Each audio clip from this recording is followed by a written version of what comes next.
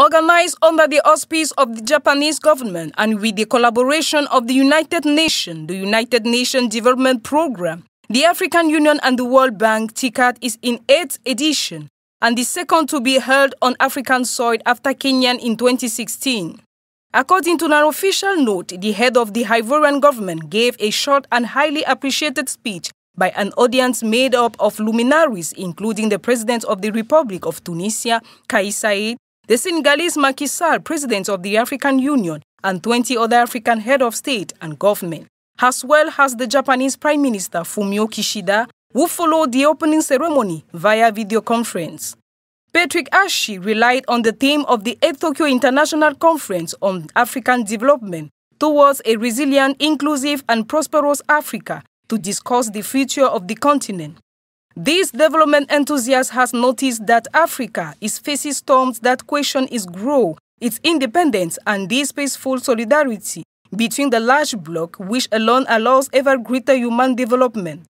With this parameter, the head of the government of Alassane Ouattara, father of the program A Solidarity Ivory Coast, exposed the Ivorian approach to development, an approach that draws its sources from the analysis of current difficulties, in particular, the consequences of COVID-19 and those of the war in Ukraine.